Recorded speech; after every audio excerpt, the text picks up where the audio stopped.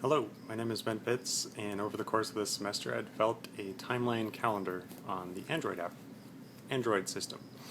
I've used this system for a couple years now to keep track of my own timeline data, event management, road trip planning. You can see here a couple examples of how I've used the timeline format to manage events, time planning, and things like that. It's a pretty intuitive format, I think, but in the past I've always done it by hand in Microsoft OneNote, just drawing out the ruler and then annotating things loosely underneath it. So for this class project, I've tried to make a automated version of the timeline interface, and I'll give you a brief tour of the program now. On the Android program, there actually aren't any examples of a timeline that's actually usable as a calendar, so I tried to make one. Here's the main interface screen, which is just a red line signifying now, and then a ruler showing time, past, and future. Use a familiar multi-touch interface to scroll around your timeline and view events. These events are being pulled from my device's calendar, so this program is only compatible with Android 4, which is when the calendar API was introduced.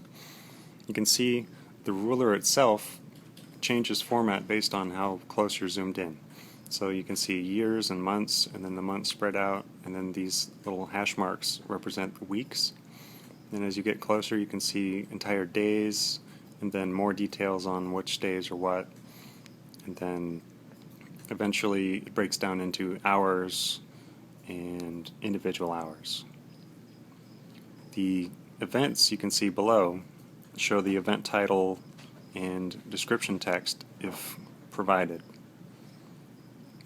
My implementation uses the device's built-in calendar database to pull events, so any calendars you have synchronized with it from Microsoft Exchange or Google Calendar should show up here.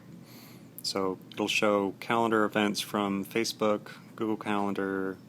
I don't have an Exchange calendar hooked up here, but it shows the color based on the color that's actually saved in the calendar database on the device. So in the vanilla app you can change things like that. But if you change event details in the cloud or on your device, they will show up in the timeline application and they will be displayed under the actual timeline. You can see several events here being drawn. This is a relatively simple implementation, and hopefully it will inspire some future student to expand upon it.